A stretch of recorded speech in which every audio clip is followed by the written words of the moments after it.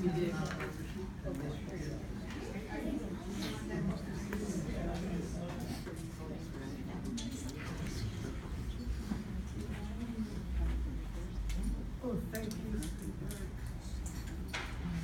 good morning, everyone.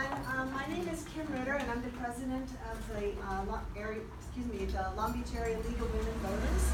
I want to welcome everybody and thank you for coming today. I see we have a lot of guests in the audience this morning. So I'm going to give you a few quick words about the League of Women Voters and what we do. The League of Women Voters was formed in 1920 following the passage of the 19th Amendment that gave women the right to vote. The Long Beach Area League was formed in 1924. So we have a very long history of being active and engaged in the city of Long Beach, Signal Hill, and Lakewood. Now, after women received the right to vote, the League was formed because we fought long and hard to gain the right to vote, but then what do? So the League's mission was to educate women on how to make informed decisions, how to engage in civic discourse, and then we expanded to include all of society in that mission. We take positions on various public policy issues, but we never endorse a candidate or a political party. We're completely nonpartisan in that aspect. So we welcome all viewpoints, we welcome civic discussion, and I am going to ask Lillian to come up and introduce our speakers and explain today's program and our celebration of the U.S. Constitution. So thank you. Thank you. Oh, and I'm sorry, I was supposed to tell you that membership forms are available on that. Is there anything else I'm forgetting? The committee. Thank you. Yes, and I thank the committee. Lillian, one of our newest members, as well as Ron, who is our membership chair. We accept cash. We're about to add PayPal to the website. And Phyllis, where did you go? Phyllis, right in the front row, who is also our treasurer. And they're the ones who put together today's event. Thank you. Lois. Next month, we're going to look at park accessibility. Partners of Parks Executive Director is going to do a PowerPoint. He is the one who got us able to go to Cal State Dominguez Hills before they got electronic, and we registered their student body elections there. And then we're going to look at what the city stats and some county stats on how our parks can be improved. Yeah, and then in November, we're doing a event that's all around building better community relations. So we think mostly about the police and the community, but there's a lot of things our city does for us that we can also become engaged in. So we're going to be exploring some wider aspects of that issue. We're on Twitter, Instagram, Facebook. You can sign up to receive our newsletter without committing to becoming a member if you're not ready. So we have all of those avenues for engagement. And now, Lillian. And January 20th at the aquarium is our annual climate change symposium. It's usually filled up. It's by reservation only. Hi, I'm Lillian Slater, and today's Constitution Day is going to start with a panel discussion about the history, well, some background about the Constitution and then its judicial interpretation. We'll then have a very brief recess, and then we have a Constitution quiz, contest with fabulous prizes. So don't leave. Constitution Day is actually tomorrow, but and it's celebrated on the anniversary of the day the framers first signed the document in 1787. It was first called Citizenship Day, but was renamed in 2004 to Constitution Day, and is an opportunity for us to celebrate the success of a nation of a free people whose rights and liberties are protected by a written constitution. The United States Constitution is certainly the most influential legal document in existence. Since its creation 230 years ago, over 100 countries have used it as a model for their own constitutions. And it is a living document. And while the Supreme Court continually interprets the Constitution to reflect our changing world, its basic tenets have remained virtually unchanged since its inception. People argue over its interpretation, but never do they question its underlying principles. Imagine creating a document that governs your grandchildren's grandchildren's grandchildren. And that's what the founding fathers of the Constitutional Convention did. Today, we are fortunate to have two esteemed constitutional scholars from our own local Cal State Long Beach to help us understand this document and its interpretation. Dr. Jason Whitehead is an associate professor of political science and the director of the legal studies program at Cal State Long Beach. He earned his J.D. cum laude from Willamette, am I pronouncing it? Willamette University in Salem, Oregon. After law school, he served for 2 years as a judicial clerk to a judge on the Oregon Court of Appeals. He then worked as a staff attorney in the United States District Court in Los Angeles, dealing mostly with federal and state constitutional issues. He then returned to school and earned his PhD in political science from USC. My daughter, go Trojans, where he specialized in jurisprudence and judicial decision-making. His 2014 book, Judging Judges, Values and the Rule of Law, focuses on the relationship among social norms, judicial philosophy, and legal interpretation in constitutional areas. His current book project focuses on how the legal worldview of Christian conservatives affects constitutional issues. Dr. Whitehead currently teaches constitutional law, jurisprudence, and other upper division public law courses at CSULB. Dr. Jared Perkins earned his PhD from the University of North Texas in political science and has recently returned to us after being a visiting professor of political science at Texas Tech University. His research and teaching focus on the relationship between democracy and the judiciary, especially on the role of interest groups in shaping law and policy. He teaches constitutional law and has a particular passion, which I can relate to, for understanding how citizens can engage with and shape our understanding of the Constitution. He also has expertise on the role of law and the Constitution in protecting the environment and conserving our natural resources as well. So we thank you so much for being here today, and I'll turn it over to our panel. Thank you very much for that kind introduction, and we are very happy. I know I can speak for Jared in saying we're both very happy to be with you this morning. We were just talking this week about how anytime we get to talk about the Constitution is a good day. We feel like it's one of the things that brings us the most joy in our professional lives, sort of the reason that we are professors. So happy to be here. Thanks for the invitation. And I think what I want to do, just by way of introduction, is to say that we're going to be talking, when you ask political scientists to talk about the Constitution, you're going to get a heavy dose of politics, which I know the League of Women Voters is not averse to. But I want to start by thinking about what it really means politically to have a constitution. And it's this notion of politics and constitutionalism coming together is going to run through both of our presentations. We're going to tag team back and forth on a few different issues. I'm going to cover mostly the constitutional principles and background. Jared's going to talk more about some contemporary research dealing with politics and judicial interpretation and judges and sort of the ideology of judges and how that affects the process. We're going to talk a bit about upcoming cases on the court's docket. The court's about to meet first Monday in October and deal with a number of very important constitutional issues.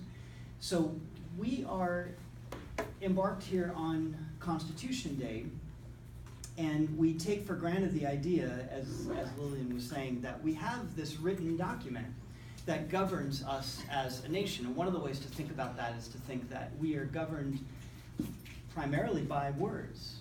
So when you're governed by words, you're governed by interpretation, because words have to be interpreted. Right? Words aren't self-interpreting. I'm using words now to try to communicate with you. You're hearing those words and interpreting them with using your background, using your intelligence, using your training, your upbringing. And this is no different when it comes to something like the Constitution. You've got a document full of words that's got to be interpreted by somebody. So we're going to talk a lot about the role of the Supreme Court in interpreting that document. But first of all, what does it mean to have a Constitution to begin with?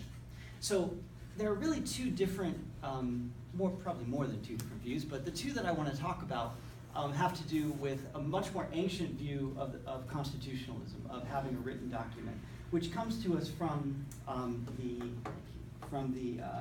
this is more European, or sorry, I should put the overview over. A more European or even English understanding of constitutionalism. I'm not sure if you can see the graphics. You can't see them very well. But there is a picture up there which is an artistic rendering of the signing of Magna Carta in 1215, which is often talked about as the great charter of English liberty, one of the forerunners of something like the American Constitution. The difference between that document and the document that we are here to talk about today is primarily this difference between the more ancient understanding of constitutionalism and a more modern understanding. On the ancient view, what a constitution really was a series of concessions that you got from the existing powers that be, whether it was a monarch, whether eventually it was parliament, whoever was in charge, whatever the sovereign was. It could be the church back in the Middle Ages. Whatever the political power was, you could wrest a little bit of power back from them. And if you could do that successfully, you wanted to solidify it. You wanted to dig in and build some walls around that power that you kind of wrested back from existing sovereignty. So that's on the ancient notion of constitutionalism, it's a way to write down these agreements that you've made with the sovereign, that the sovereign will not do these certain things to you, or will not take away certain rights that you claim to have. But the idea of a constitution on the European understanding and even on the English understanding today is it's legislation. And legislation by its nature is temporary. By its nature is changeable. It can be altered with the course of time. Now that's not very different than the US Constitution in the sense of alteration and growing with the times, as Lillian was talking about using that phrase, the living constitution. The main difference is that the American Constitution is meant to be a kind of fundamental law. Fundamental meaning that it's not meant to be something that flows from the government. It's not a concession from the government to the people.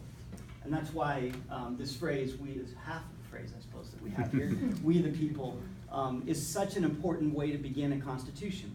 The American Constitution called into existence a government that didn't exist. It's not a matter of wresting power away from an existing government. It's a matter of, let's start from scratch, well, not completely from scratch, but let's at least try to start as much from scratch as we can and build a society that we think is going to work going forward. That's a very different understanding. And if you have an understanding of the Constitution as fundamental law that is binding on both the rulers and the ruled, then you have a much more common place to begin from when you have struggle. It's inevitable. You're going to have struggle between government and the governed. So it starts from a very different place than the ancient European or English understanding of constitutionalism. And so when you're starting from the beginning to try to create this government, what are the goals? What are the targets that you're trying to hit? Again, these are not things that you're wresting from the government. These are ideals in common that you have that you're trying to shoot for. I tried to list some of them here. It's hard to overstate the extent to which this principle of national unity was really the overriding goal of the Constitution. People talk about rights in the Constitution, but there were some rights sort of scattered throughout the text of the Constitution. But rights were actually, talk about a concession. That was an agreement that was made, it was a compromise that was made after the main text was actually written. It was mainly, can we come together as a people? Can we actually see ourselves as Americans and identify a common sort of interest together? So you see in that great preamble to the Constitution, we the people, in order to form a more perfect union, right? That's the overriding goal of the Constitution. You can see this scattered throughout the diaries and journal entries and letters that were written back and forth between different members of the founding generation who disagreed with one another about so many things, but agreeing that at some point, at different levels, we're going to need some unity to bind us together. But unity comes at a price. Everybody's got their own interests. Everybody's got their own opinions about how things ought to be done. New Yorkers have interests that are different from Virginians, South Carolinians, different than Floridians.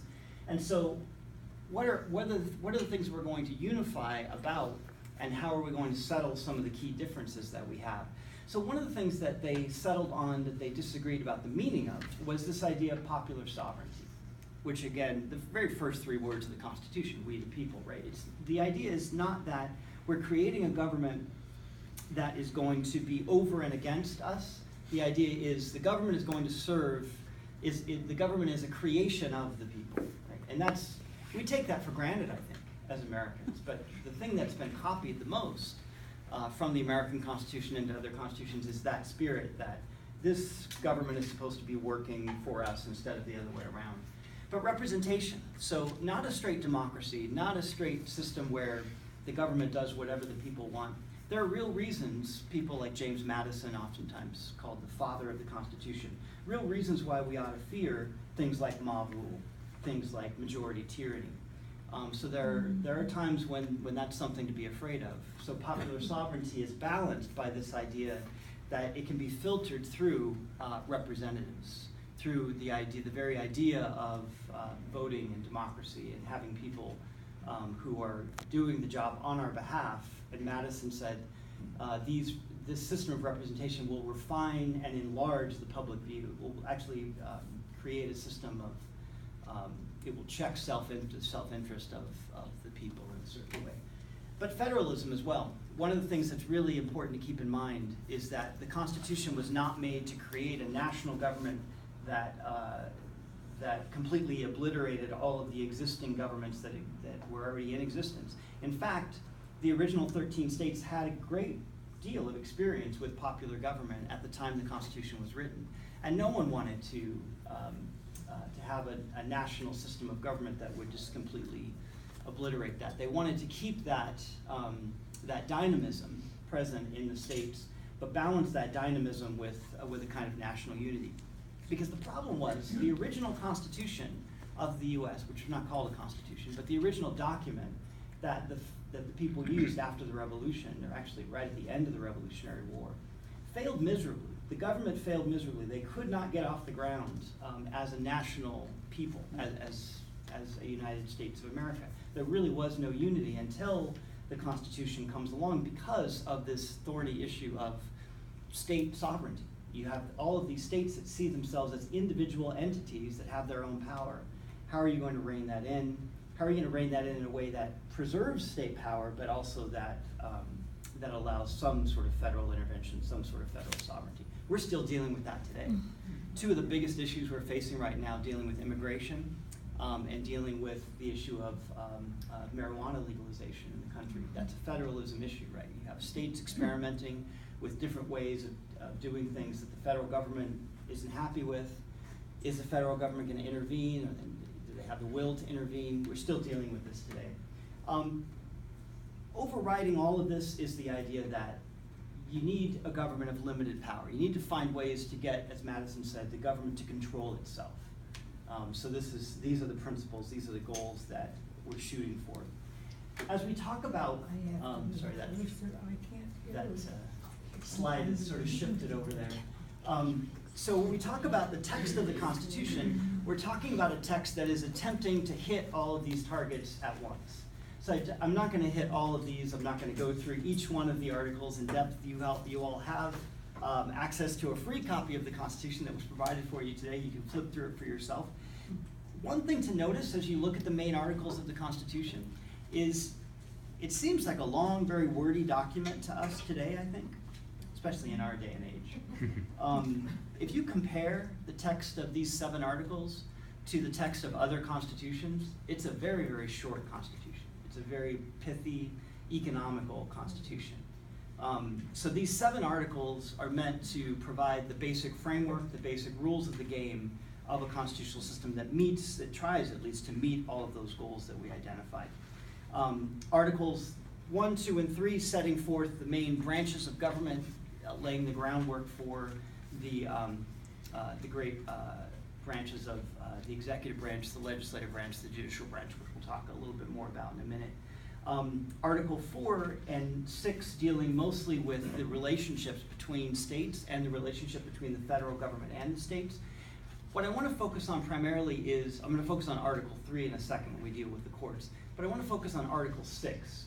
There's a phrase in Article 6 that without which we wouldn't have Constitution Day, I don't think, today. There's a phrase in Article 6, it's called the Supremacy Clause. And this was really the trigger mechanism of the Constitutional Convention, right?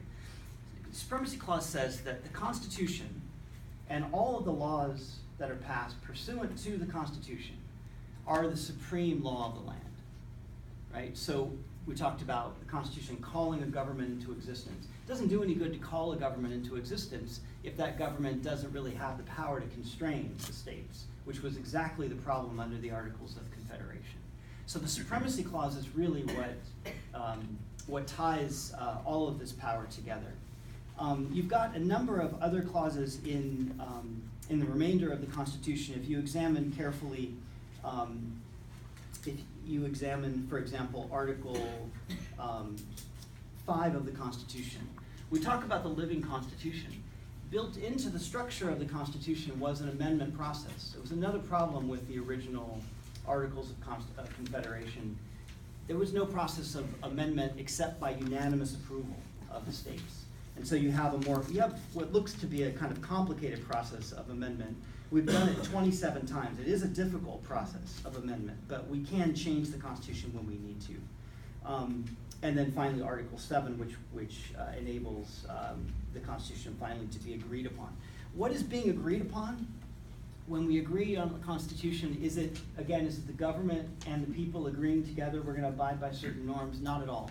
It's an agreement among the people to create this government, to ratify and bring this government into existence. So speaking of amendments, we've got a number of key constitutional amendments. The main ones contained in the first 10 amendments of the Constitution, known as the Bill of Rights, which protect things like freedom of speech, freedom of religion, contains the Establishment Clause that prevents the government from establishing a national religion. We've got protections of the right to trial, protections of the right against self-incrimination. You've got things having to do with cruel and unusual punishment. You've got a number of different rights that are protected in the first 10 amendments. But the key thing to remember about those rights was the whole idea of having rights added to the Constitution was a compromise between members of the founding generation, precisely to meet some of those, to balance some of those goals that we talked about against one another. Precisely to balance the goal of limited government with the goal of popular representation and federalism. Many of the anti-federalists who disagreed with the ratification of the Constitution didn't think that the Constitution protected individual rights enough. They thought that, in fact, it was going to create this huge superstructure of national power that was going to obliterate states, so they wanted some measure of protection against federal intrusion, and they got the Bill of Rights in return. But a number of times throughout history, we have amended the Constitution in ways that have actually fundamentally altered the structure of power between the federal government and the states. And so when you look at the post-Civil War amendments, that second group of amendments, amendments 13 through 15, for the very first time after the Civil War, the Constitution tells the state governments that they have to protect the rights of their citizens. That's a huge revolution. Some people have actually called that the Second American Revolution.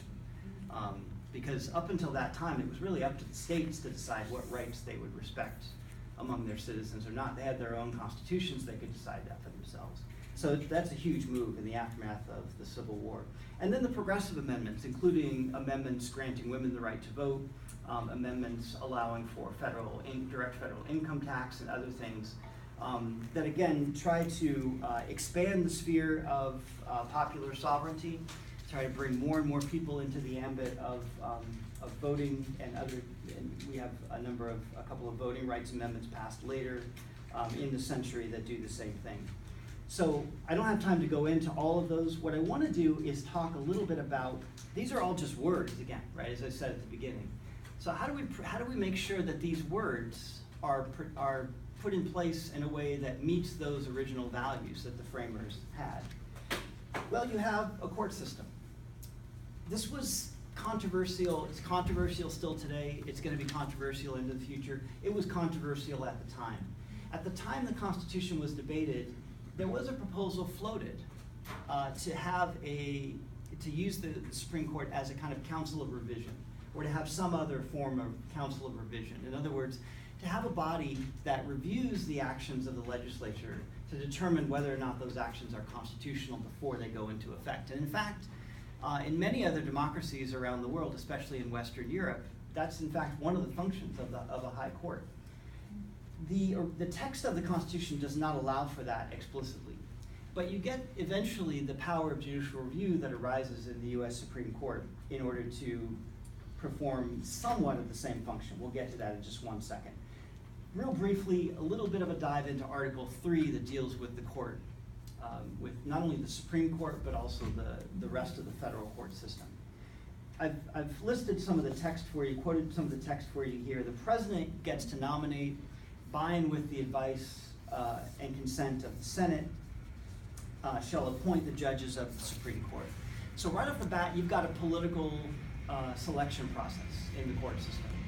By its nature, is political, because you've got a president, one institution of power picking someone.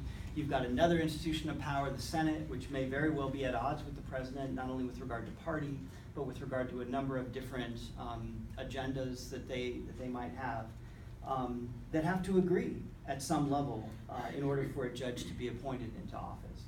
The judges shall hold their offices during good behavior.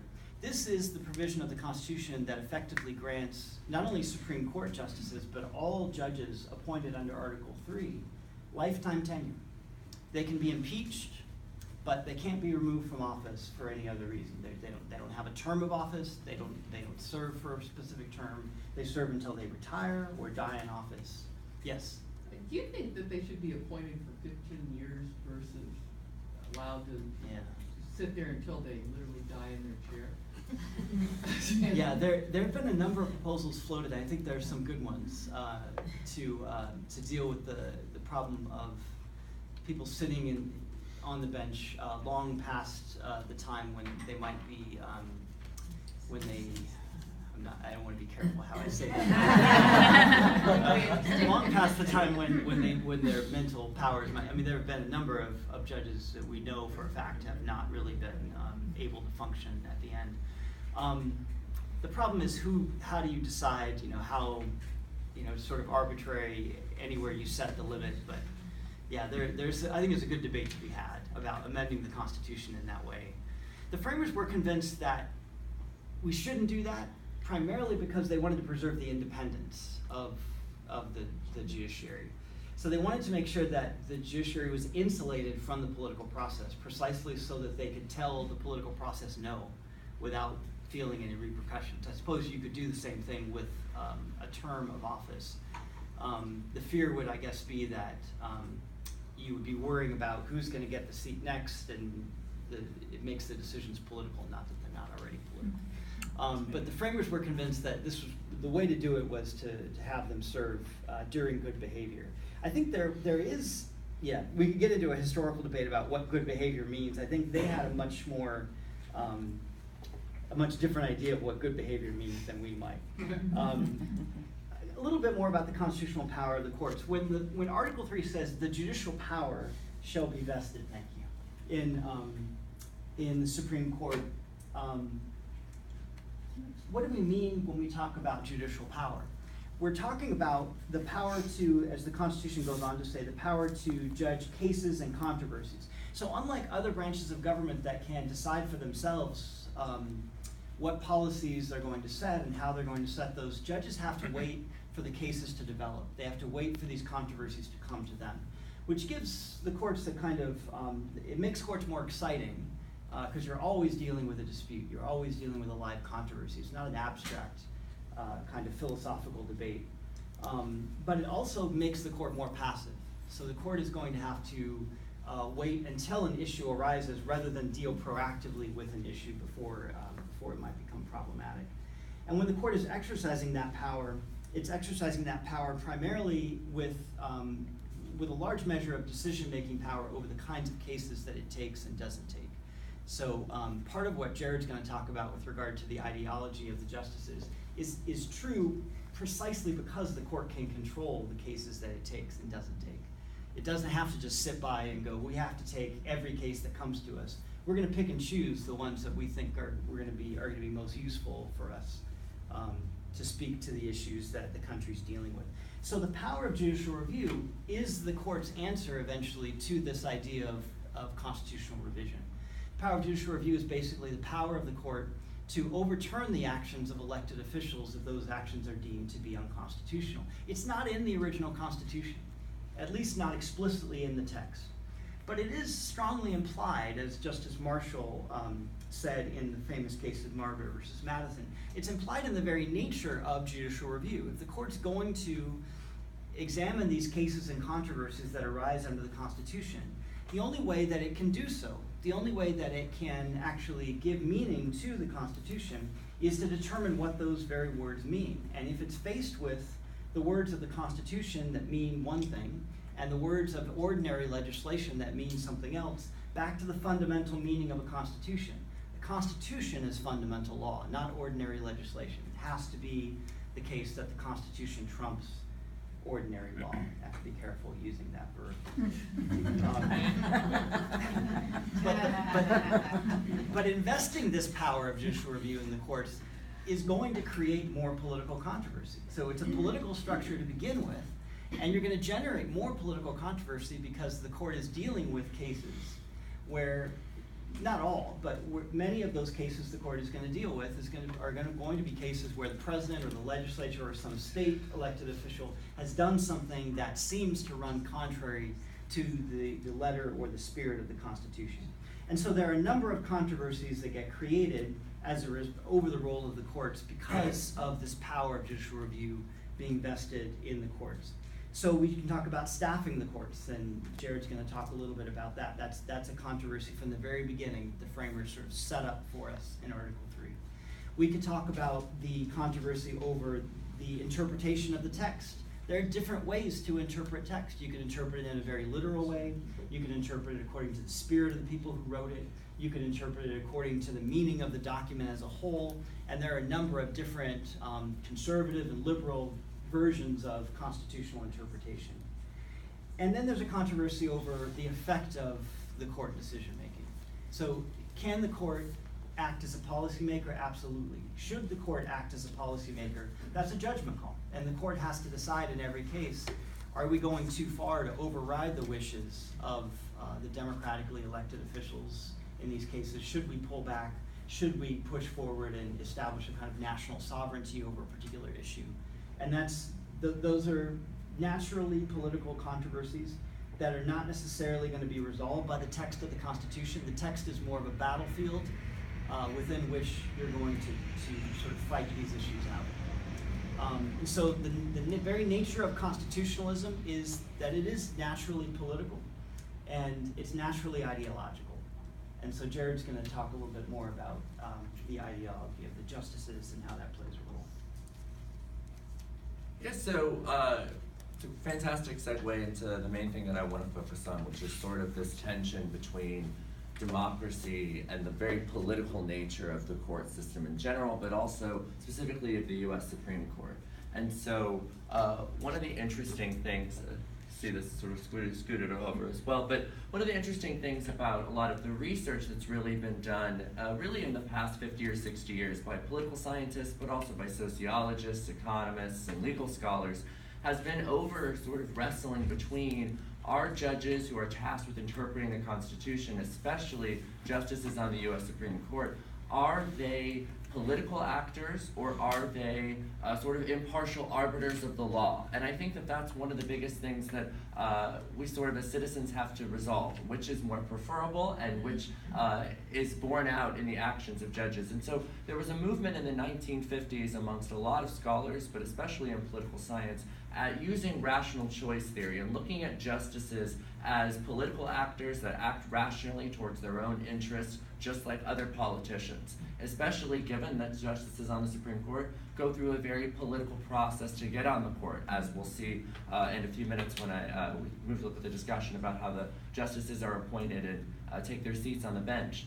And so there are two really main approaches that a lot of researchers have examined why judges make the decisions that they do. So you may have looked at some court decisions over the years and wondered, how did they get to that conclusion? Or how did they justify that? And wondered how exactly that they arrived at that conclusion. And so scholars have really come up with two approaches. And one should be fairly familiar with you. The legal model says that judges are lawyers, and of course most often they are, and that they use law as a tool to explain their decisions, and that they're constrained by that, and that there is some attempt at least to use the law to understand and to explain their decisions in a very rational way, that they should be confined by what previous cases have been decided, and they should try to justify and fit within a canon of established decisions. So you shouldn't say that 1 minute this is constitutional and then 3 years later reverse course. It's intended to be a fairly consistent strain.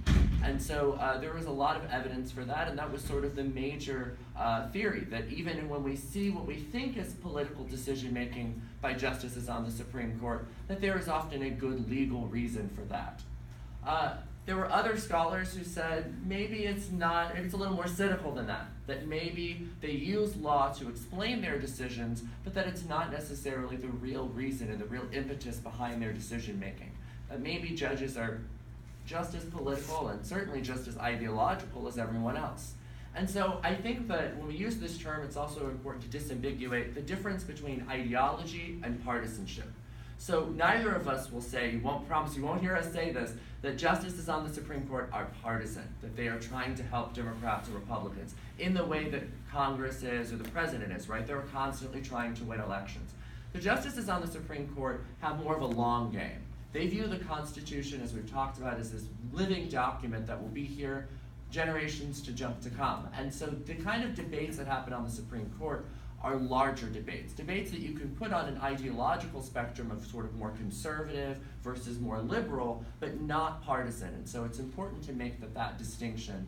And so some scholars have said that maybe justices are more driven by their attitudes, by their policy preferences, by what ideologically they'd like to see happen. And this was borne out by some early studies that just looked at how the justices on the Supreme Court voted, and found that justices who were appointed by conservative presidents and who espoused a conservative worldview tended to vote conservatively, and liberal justices tended to vote liberally. And that sounds sort of intuitive now, but it sort of is a major departure from the legal framework.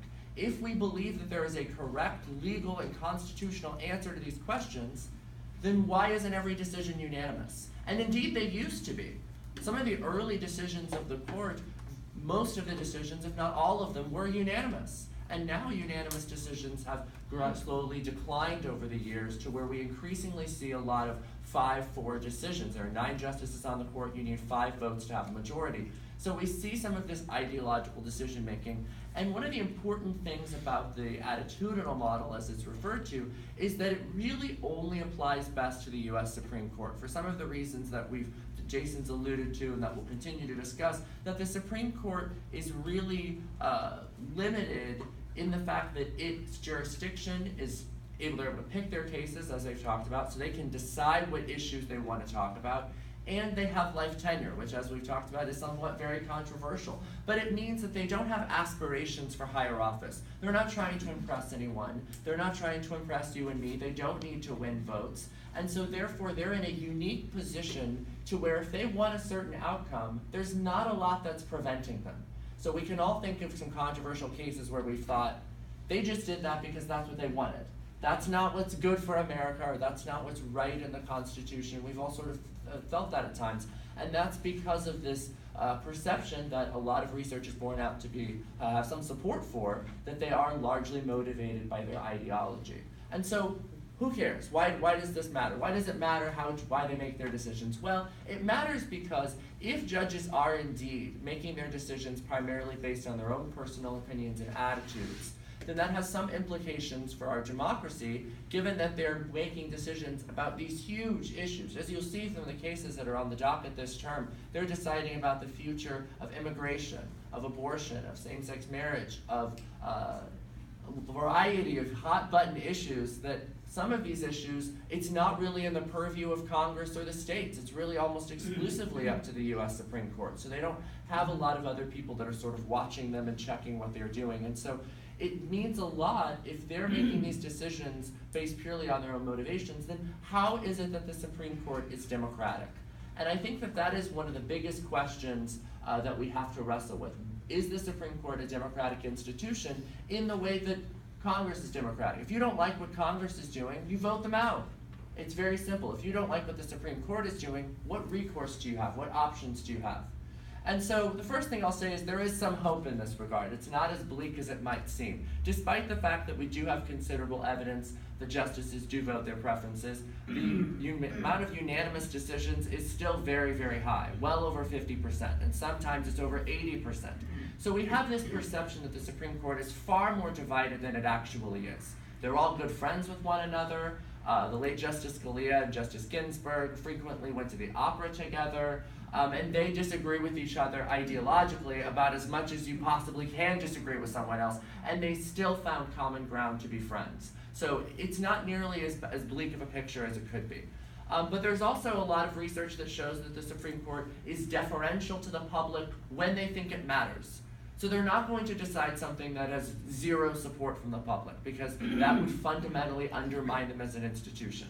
There's also some evidence that if they think that Congress might have some backlash about a decision that they make, that they are likely to defer to Congress. So there is some evidence that they may be doing some of that deference. But the biggest encouragement that we have, and it truly is encouraging, is that every few years there's a vacancy on the Supreme Court, either unfortunately as in the death of a justice or through a retirement, and it's through this process of sort of new blood, if you will, that we really get to have this democratic process in the Constitution.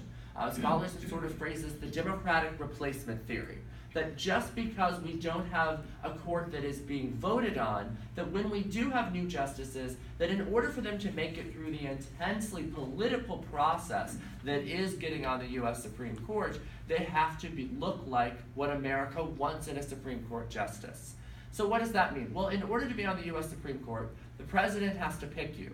And it's very, very difficult. The president, his or herself, doesn't actually do a lot of that work. There's hundreds of attorneys during the presidential campaigns that have already started compiling lists of judges who would be good candidates for the US Supreme Court. So as soon as a vacancy comes up, you might have wondered, how is it that President Trump managed to pick someone for the Supreme Court just weeks after he had been elected? Well, it's because that process had started 8 months before. He already had a list of 20 names. He had pledged to pick from this list of names, and they had already been vetted. So this vetting process keeps out a lot of people who might be considered too ideologically extreme.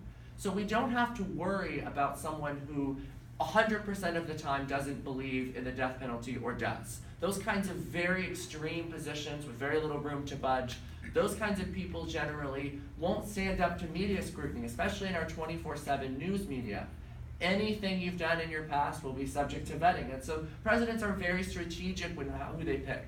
And then after you're selected, you have to go through the worst experience a person can possibly go through. And you have to have every part of your personal life subject to scrutiny. You, your spouse, your kids, your elementary school teacher.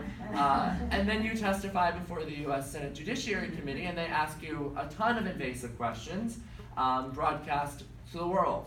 And if you can survive that process, then you sort of have demonstrated that you fit within these democratic norms. You forgot to mention that you have to be invited to meet with Congress first. Yes, yes. And the Senate, right? And we will get to that in just a second. That is a wonderful point. So this lovely process I'm describing does show some signs of breaking down a little bit, which we will get to in just a second. But the hearings themselves, even the hearings for Justice Gorsuch, do show that there is a real democratic process here, that there are certain things you can't agree with. So some recent research has showed that in these confirmation hearings, what do they talk about? And why does that matter? Well, what's talked about is some of these major cases that you cannot be a justice on the Supreme Court unless you agree, yes, that was a good case, I support it. So for example, right after Brown versus Board of Education was decided, a majority of the country was still in doubt as to whether or not that was a good decision. It was over 20 years before a majority of school districts even desegregated fully. So you can't say that that decision was very popular or it would have happened pretty quickly. So nowadays, though, if you go before the Supreme Court, as happened with Judge Bork in the late 80s, who said in a confirmation hearing he had concerns about whether Brown versus Board of Education was correctly decided. He did not get on the Supreme Court. So if you don't agree with what we as a society have collectively decided is a right decision, you don't get to be on the U.S. Supreme Court. So I think that that is somewhat encouraging, that we have decided that you must support certain things, and to some extent, even more controversial decisions like Roe versus Wade are in that category, where even conservative justices agree that Roe can't be overturned, but perhaps it can be limited. And so the confirmation hearings do sort of serve that purpose. And so it is encouraging that in order to make it through that process, you do have to at least tacitly give lip service and say you support some of these things, and that is borne out. But what happens when that doesn't necessarily go the way that it could? So the most recent vacancy on the US Supreme Court was from the death of late Justice Scalia, who was one of the more conservative members of the US Supreme Court. And so this became a very hot button issue as the vacancy happened in the course of the 2016 presidential election. Now, whether or not the election season had really started is somewhat debatable.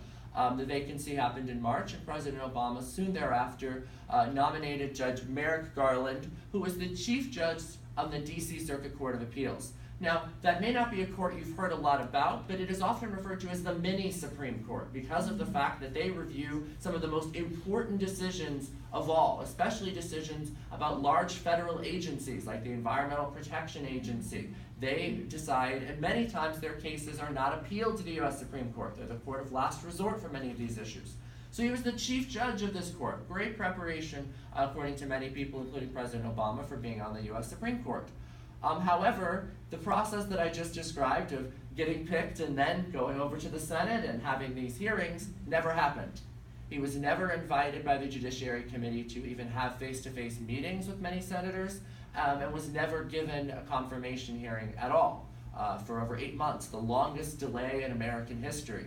So we've had other instances where justices haven't gotten votes or where the nomination has sort of expired, but we've never seen a situation like this where the Senate completely chose not to take action. Now, of course, the other side to this issue is that we were in the middle of an election. And as we just talked about, different people disagree with the right way to be democratic when it comes to picking the US Supreme Court justice. And so the leadership in the Senate said, we believe that the next president who is duly elected should pick the next justice, and we should make this election of this justice a campaign issue so that millions of voters, when they come to the polls, they will have this in mind. And there is large evidence that that's what happened.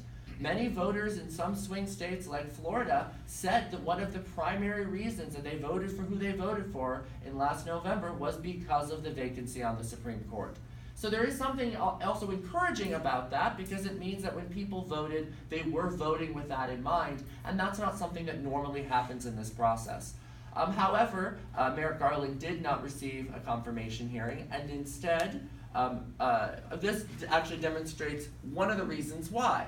So as you can see, what this is, just going from that side to this side, this is the ideology of the justices, and this is based on their votes. Votes in cases where we can clearly see that there is a conservative side and a liberal side.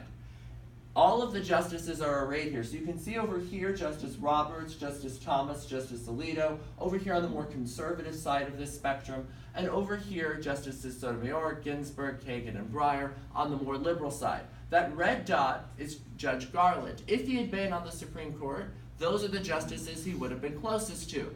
So you can see why the leadership in the Senate Republicans, didn't like the idea of giving up the fifth vote. Remember, that fifth vote's very important to having a majority. That fifth vote to someone who would have shifted the court in a more liberal direction. So that's why they took a risk. They filibustered. They did not take action on the nomination, and as a result, in January of this year, on January 31st, President Trump nominated Neil Gorsuch to the U.S. Supreme Court. The Senate Democrats opposed it, and they used a procedure that the Senate has used many times in judicial process. They attempted to filibuster the nominee, but the filibuster is a made-up rule. It's a rule that the Senate agreed upon almost 200 years ago would be part of their standing rules, And guess what? As anyone who knows who's been involved in an organization, including the Legal Women voters, you can vote to change the rules for your organization. And so the Senate voted to change the rules and took away the filibuster for the US Supreme Court nominees. So as a result, Neil Gorsuch only needed a majority vote, which he had, and was confirmed and has now taken his seat on the US Supreme Court and will be a key vote in all of the cases that we'll be talking about that will be decided in the coming months. So one of the things that's interesting about this is it appears that this is sort of the new normal, that going forward when there are vacancies, depending on who's in the White House and who controls the Senate, sort of depends on what this dynamic looks like going forward. What will these hearings look like? Will every nominee get a hearing? These are questions we didn't used to have that going forward are more questions. And they're really indeed questions, as in neither of us are quite sure exactly what this looks like going forward. We're speculating just as much as you might be able to as well in that regard. It sort of depends on what the next few elections look like and how the public responds to this. You know, does the public think that this is preferable to the other system, or is this too political and we want to go back to a less overtly partisan, at least, approach to handling these kinds of issues? And I think that when we look at where this goes from here, I think one interesting thing to keep in mind is that if we remove the filibuster and if we remove this sort of deference that the Senate has always given to the president, what we lose is really a lot of moderation. The presidents used to have to really moderate their opinions. Even if the president was extremely conservative or extremely liberal, they had to pick justices that were more middle of the road in order to make sure they could get through this very stressful process. But if you only need a bare majority in the Senate, there's less incentive. If the party that controls the White House is the same party that controls the Senate, there's just less incentive to negotiate. And so what we could see is more partisan and more ideologically polarized justices on the Supreme Court. So my somewhat cynical speculation is that to some extent it does appear that this ideological polarization that we see, that is borne out in these constitutional interpretations over these key issues like immigration and abortion, will continue to get worse. And if you wonder why, it's because of this process. If we needed a process where only the most moderate, middle-of-the-line people could get on the Supreme Court, as we sort of used to have more of that process, that's why we saw less divisiveness.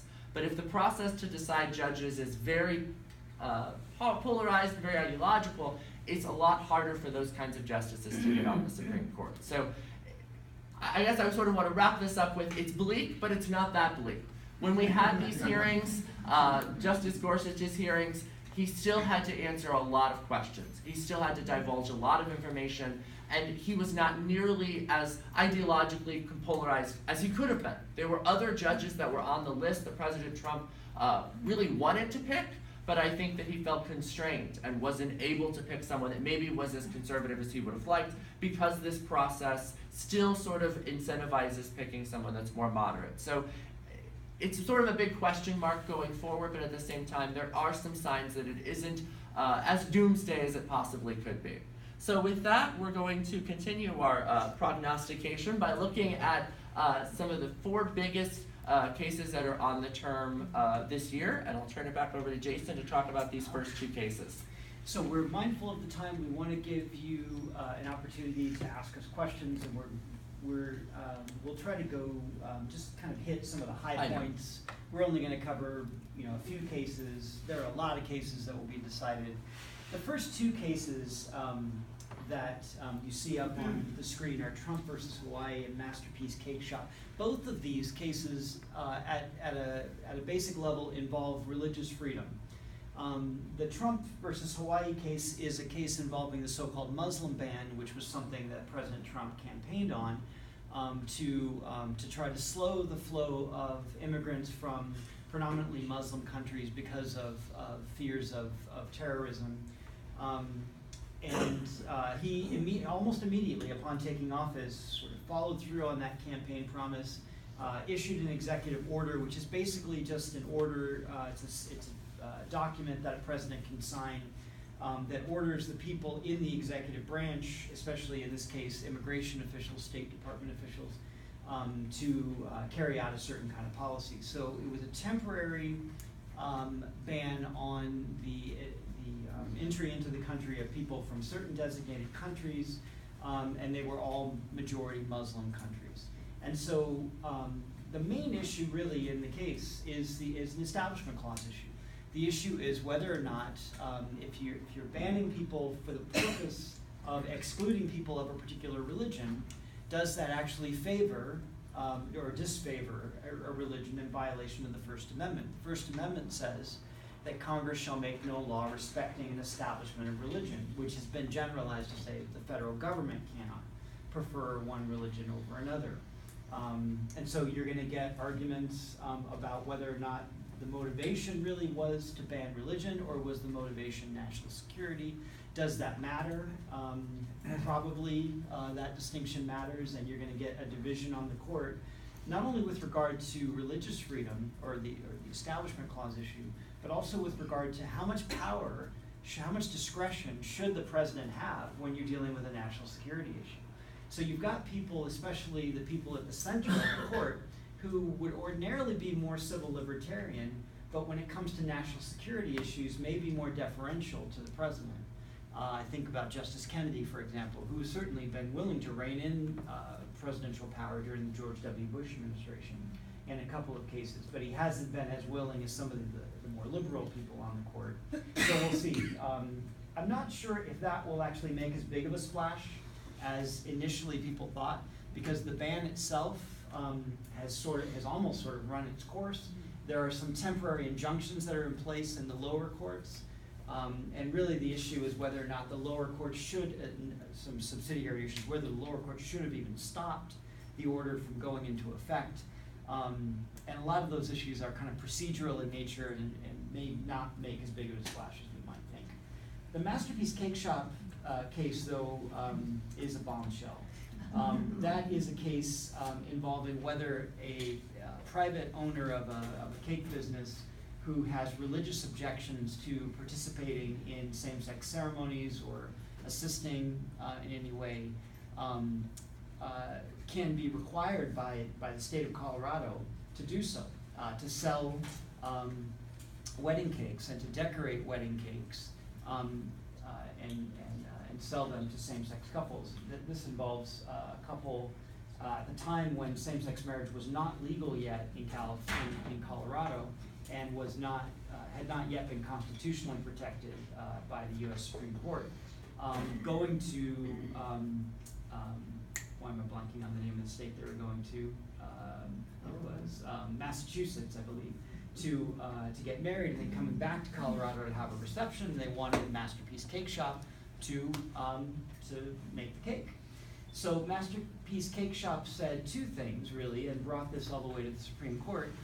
I have a religious objection as a business owner from doing that, because I believe it's homosexuality is sinful. But also I have an artistic, that making a cake and decorating a cake has a kind of artistic dimension to it. So I have a First Amendment freedom, not only a freedom to practice my religion, but I also have the First Amendment freedom, he said, to engage in a kind of artistic expression that is also protected by the First Amendment. The state of Colorado is making him not just pay money, not just pay a fine, but actually engage in an ongoing series of reporting to the state and making sure that he is actually serving everyone who comes, including same-sex couples. And so that you have this dual First Amendment issue that the Supreme Court's going to have to decide. It's not just about that cake shop, though.